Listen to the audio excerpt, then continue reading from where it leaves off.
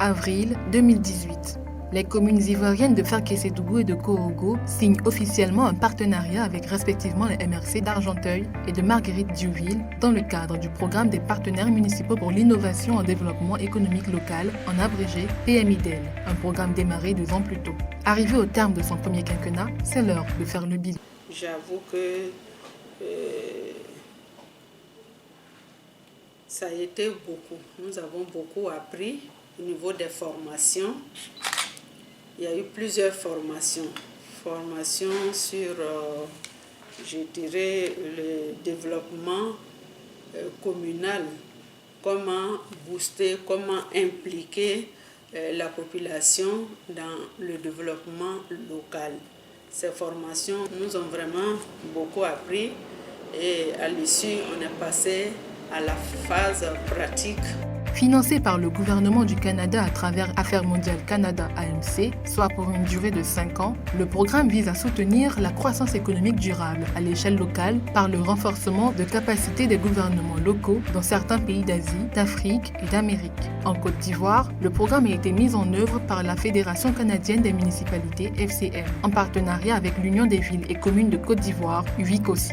Il a porté essentiellement sur 3 composantes prioritaires que sont la création d'un environnement propice, amélioré qui favorise la prospérité économique locale, le développement économique régional, soutien aux entreprises et échanges commerciaux, le développement économique local inclusif. Les communes de Faké et de Korogo ont bénéficié de renforcement de capacités sur le leadership local en matière de développement économique et tout particulièrement sur l'élaboration de mécanismes de planification et de développement axés sur la croissance économique, sur la mise en place des programmes d'autonomisation économique des femmes et des jeunes, des milieux pauvres et marginalisés. Enfin, sur la promotion du commerce et les investissements, ainsi que l'adoption de stratégies de développement économique régional capables de stimuler l'activité économique à l'échelle locale.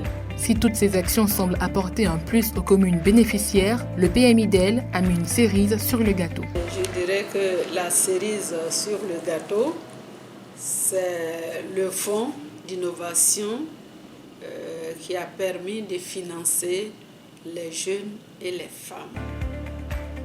Le Fonds d'innovation locale en abrégé FIL est le fonds mis en place par la Fédération canadienne des municipalités en partenariat avec l'UVICOSI et les communes de Faké et Korogo en vue de financer des projets innovants des femmes et des jeunes.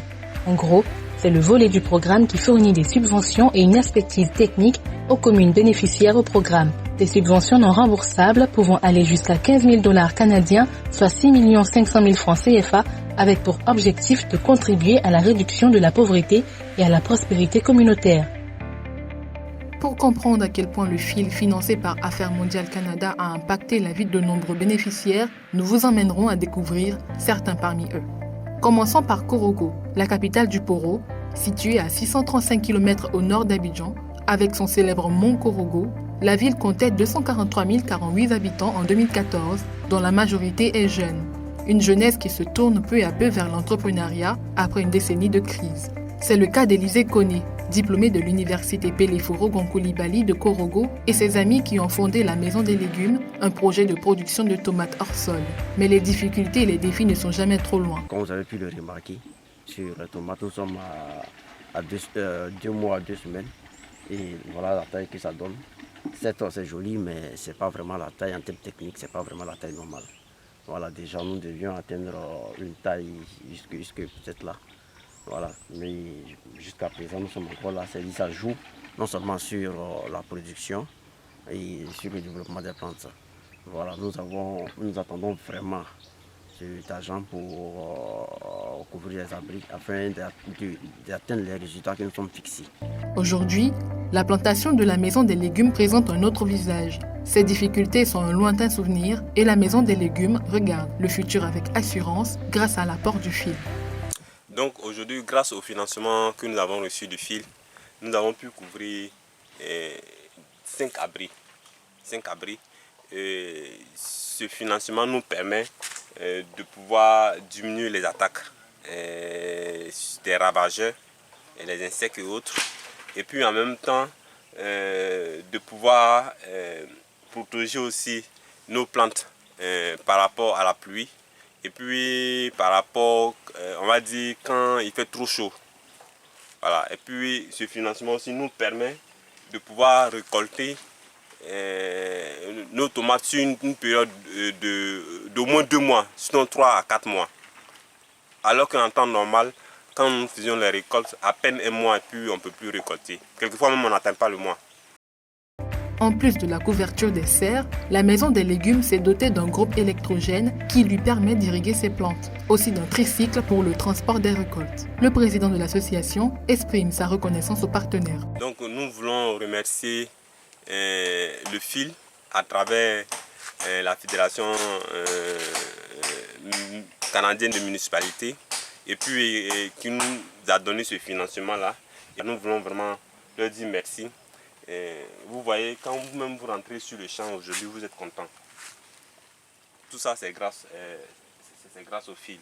Et nous espérons que d'autres associations, autres que nous, pourront bénéficier aussi de ce financement-là. Après la maison des légumes, rendons-nous à présent dans cette ferme, qui à première vue ressemble à une ferme ordinaire, pourtant, elle est loin d'en être une. C'est la ferme de l'association des veuves et orphelins de la commune de Korogo. Ici, l'on produit 500 poulets de chair et 250 pondeuses qui devraient rentrer en ponte dans quelques mois. Kone Collecte n'en revient toujours pas. Aujourd'hui, grâce au projet FIL, j'ai obtenu mes rêves et je vois mes rêves se sont réalisés et se sont concrétisés. C'est vraiment, mais j'avais envie de faire ça, mais par manque de moyens. Non. Quand tu as envie de faire quelque chose et que tu n'as pas les moyens, tu es obligé de garder ça au fond du cœur. Avec environ une centaine de membres, l'association a désormais une source de revenus stable pour faire face aux problèmes de ses sociétaires et l'espoir renaît. Bon, nous sommes dans un cas social et puis la majorité sont démunis. Bon, grâce à ce projet, nous avons d'abord pu bénéficier de l'ambiance, l'harmonie et la joie d'abord. D'avoir au moins, moi particulièrement, d'avoir au moins un métier. Et aux autres aussi, de pouvoir s'exercer un peu, venir en même temps faire les petits travaux qui sont avec moi et aussi nourrir nos connaissances. Parce que beaucoup de gens, on voyait les poulets de chair, on ne connaissait pas comment on élevait. Mais grâce au projet FIL, beaucoup de nos femmes, nous tous qui avons été formés, on a pu savoir que le volailler, c'est une chose, c'est un métier qui épanouit les gens beaucoup.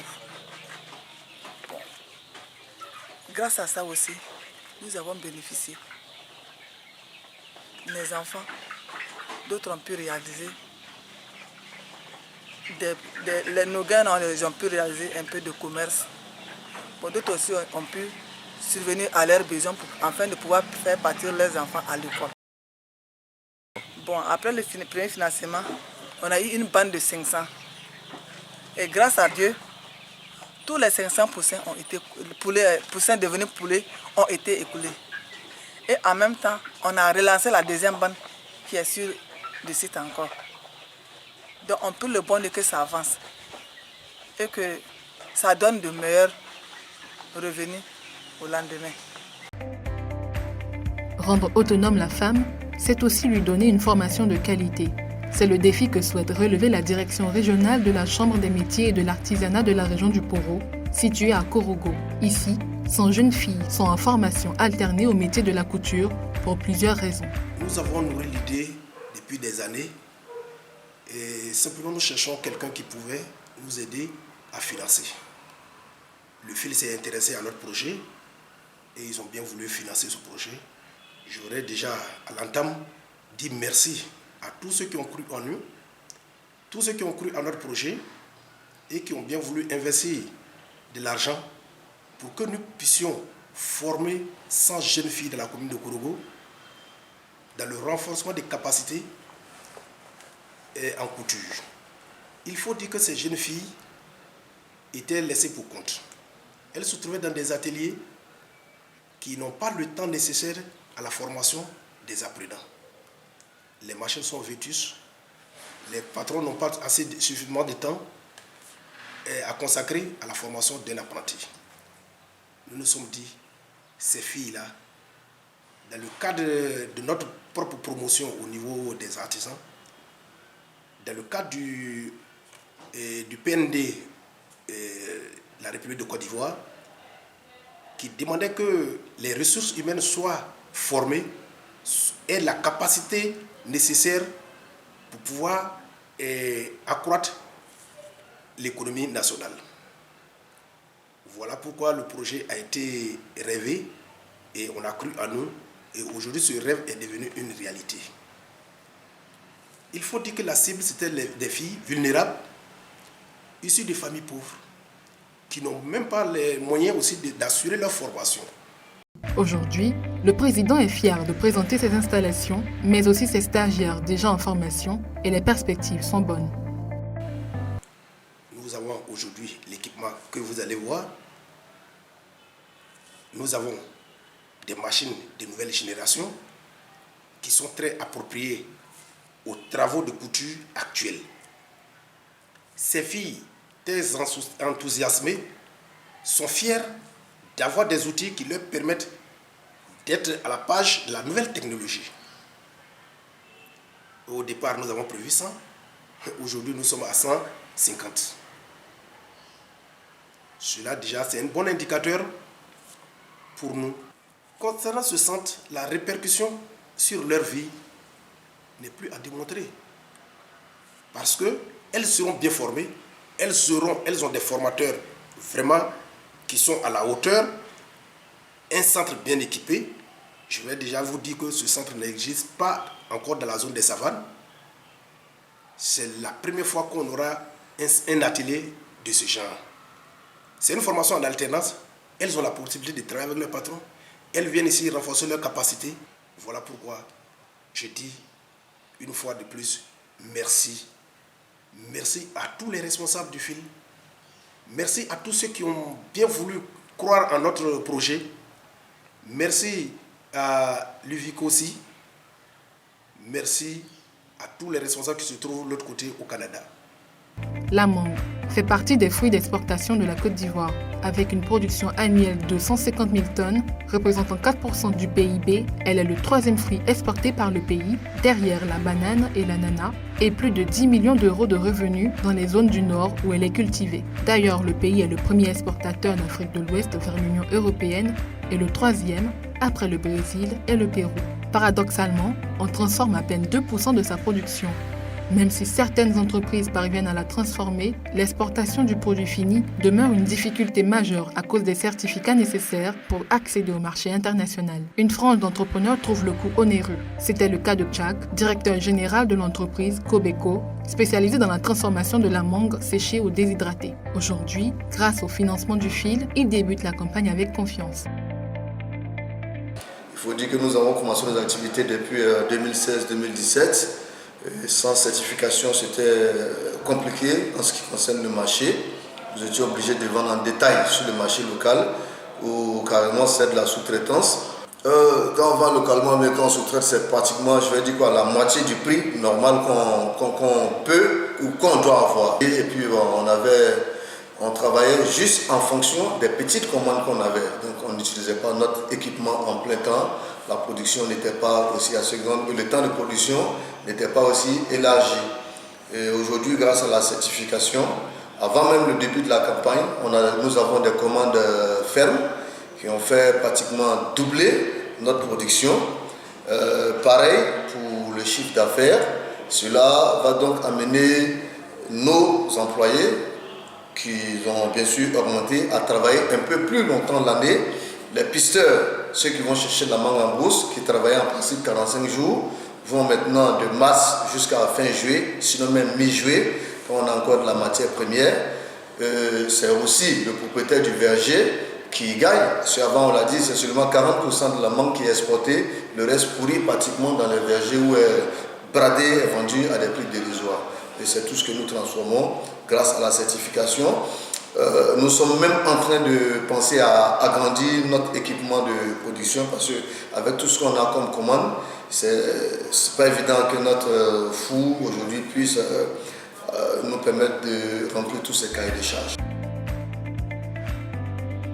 Je dirais tout simplement que ça a été une très belle expérience. Ça m'a permis d'apprendre beaucoup de choses, surtout sur la gestion des projets, le suivi et tout ça. Ça a été vraiment une très belle expérience pour moi.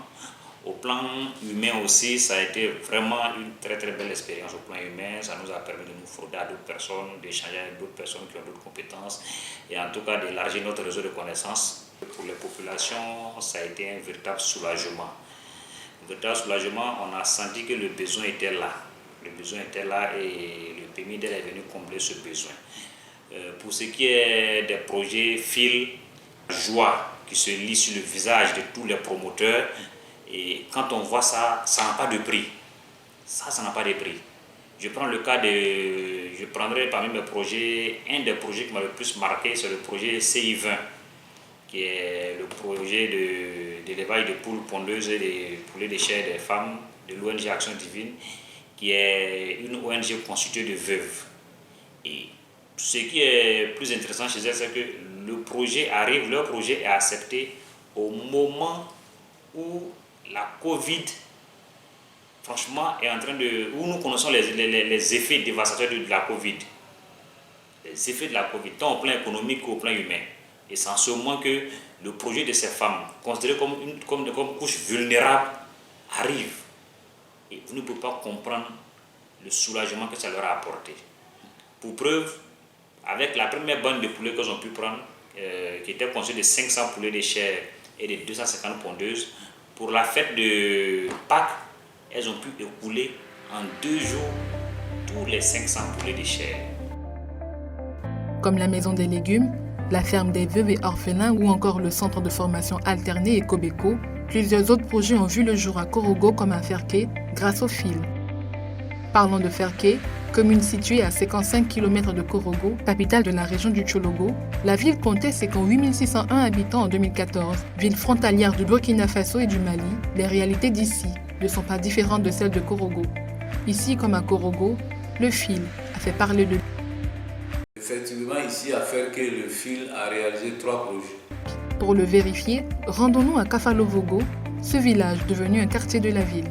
Une rivière jonche le long du quartier situé à l'entrée sud de la ville, mais aussi un barrage. Pendant des décennies, ce barrage a été une source de revenus pour les habitants de Kafalovogo. L'association Woba, spécialisée dans la production de maraîchers qui compte une centaine de femmes, ne vit que grâce à ce barrage. Seulement voilà, en 2018, la digue qui le supporte menaçait de céder sur le poids de l'âge. Il fallait agir, et vite.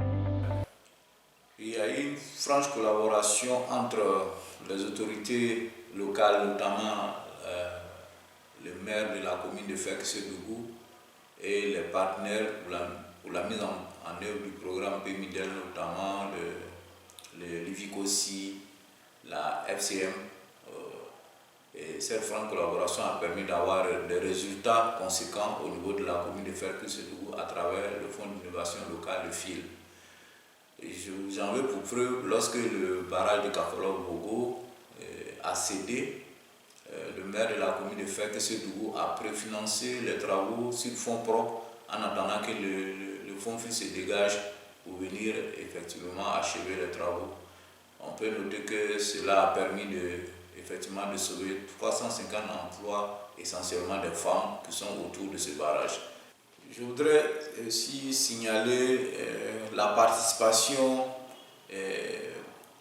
importante et effective dans la mise en œuvre des programmes PMIDEL à Ferké-Sédougou, notamment nos amis de la MRC d'Argenteuil et de Marguerite-Duville. Je voudrais de passage saluer et féliciter Marc, le DG de la MRC d'Argenteuil et tous ses collaborateurs pour avoir pris part effectivement à la mise en œuvre de ces différents projets dans la commune de Ferké-Sédougou. On a même été assisté par l'un des ingénieurs de la MRC d'Argenteuil, en l'occurrence Jonathan Corner. Aujourd'hui encore, les femmes de cette association ont en souvenir cette période de grande frayeur. Avant, on avait peur. On croyait que l'eau allait partir et puis on n'allait plus avoir de l'eau pour arroser nos choses. Donc on serait obligé d'aller au village. Grâce au fil, nous continuons de faire nos activités. Nous continuons de produire nos maraîchers. Nous leur remercions beaucoup pour ce qu'ils ont fait pour nous. Que Dieu leur rende ça au centuple. Après Kafalovogo, rendons-nous au corridor nord de la ville. Ici, le fil a apporté son appui à un autre groupement d'associations de femmes dénommé Sorimakiju. Elle est spécialisée dans la production de beurre de karité depuis une décennie. Seulement, depuis sa création, ces braves femmes ont toujours travaillé à l'ancienne. Bon, avant, on avait toutes les souffrances, toutes sortes de souffrances. Bon, avant, nous, on prenait un sac de 100 kilos en 3 jours avant d'avoir le beurre de karité. Mais ça, c'était conditionnel. Le beurre de karité est un beurre végétal issu des noix de karité. Corps, cheveux, mains et visage, il est l'un des actifs cosmétiques le plus simple à utiliser et surtout le plus efficace. Les populations locales l'utilisent parce qu'il est reconnu comme hydratant et assouplissant de la peau. Il entre dans la composition de nombreux produits cosmétiques et alimentaires. Désormais équipées de machines, les femmes de cette association voient leur capacité de production augmenter, chose qui a une répercussion immédiate sur leur chiffre d'affaires. Maintenant, avec l'appui des Canadiens, on a réaménagé les machines et puis maintenant on a eu une machine de grillade et puis de baratteuse, plus la presse et le filtre. Bon, présentement, grâce au fil, nous produisons 5 tonnes en semaine. On obtient du beurre bio et de meilleure qualité. En plus, le déchet qui reste, on fait du savon bio. On n'utilise plus autre savon pour le nettoyer de notre matériel. C'est le savon du beurre même bio qu'on utilise pour faire la vaisselle. On utilise aussi les autres déchets pour allumer le feu en bas de la machine. Nous ne souffrons plus pour produire le beurre bio. Ça a aussi augmenté notre chiffre d'affaires parce qu'on obtient la qualité et puis maintenant la quantité est élevée. Et puis les gens aussi ont besoin du beurre bio. Ça nous a ouvert le marché et ça a diminué notre souffrance. Ce qui nous aide maintenant à aider nos maris à nous prendre en charge, scolariser les enfants pour leur bien de demain. Je remercie les Canadiens pour tout ce qu'ils ont fait pour nous. Actuellement, là, on ne pensait pas un jour qu'on allait avoir quelle ouverture à obtenir, à avoir nos machines. Mais grâce aux Canadiens, nous sommes bien. Nous leur disons merci, merci, merci infiniment. Ils viennent aussi nous assister un jour encore. On les attend ici toujours pour venir vérifier les choses. À Ferké, les jeunes prennent une part active dans le développement économique de la commune. Tôt ce matin, Konaté Daouda et les membres de son association sont à la tâche. Après une première récolte, ils doivent reprendre le cycle et cela passe par le retrait du substrat des sachets car leur association produit de la tomate hors sol. Réunis au sein du réseau des jeunes agriculteurs et éleveurs de Ferké, RJAE, ils ambitionnent d'amener la commune vers l'autosuffisance en tomates, un produit de grande consommation. Pourtant, quelques années en arrière, ce projet n'était qu'un simple rêve. Voilà, nous avons vraiment aimé beaucoup le projet de tomates hors sol. Mais nous avons cherché les financements en vain. On n'a pas eu de financement jusqu'à ce que le projet FIL arrive, voilà, qui s'intéresse au projet et vraiment qui nous finance. Vraiment, on dit grand merci, beaucoup merci au projet FIL, aux Canadiens qui nous ont soutenus, qui nous ont aidés à réaliser ce projet. Au jour d'aujourd'hui, vraiment le projet avance bien. Voilà, nous sommes sur le site même en ce moment comme ça. Le projet avance très bien. Voilà, donc je crois que ce projet va permettre aux jeunes de la région, je dis bien la région, parce que nous sommes les seuls promoteurs de ce projet-là dans la région du Tchologo. Voilà, il y en a d'autres à Porogo, ça c'est une autre région qui est la région de Poro. Mais nous, ici, dans la région de Tchologo, nous sommes les seuls. Je crois que si le projet vraiment a pu réussir, vraiment ce serait un projet pilote pour tous les jeunes de la région du Tchologo. Je crois qu'il y a pas mal de jeunes qui sont déjà intéressés. Merci beaucoup au FIL par rapport à la réalisation de ce projet. Axé sur l'apprentissage par les pairs, le PMIDEL aura mobilisé l'expertise canadienne afin d'appuyer les municipalités partenaires à stimuler la prospérité, à attirer les investissements et à créer des occasions commerciales. Aujourd'hui, on peut affirmer que c'est un pari réussi. Et je dirais qu'au finish, le résultat était largement positif parce que les objectifs que le FIL s'est donné, c'était la prise en compte de la femme et de la jeunesse. Et je pense qu'avec ce projet novateur, je voudrais dire vraiment bon vent à cette union Canada-Côte d'Ivoire, pour qu'on arrive à une deuxième phase pour encore booster le développement en Côte d'Ivoire ici. Je vous remercie.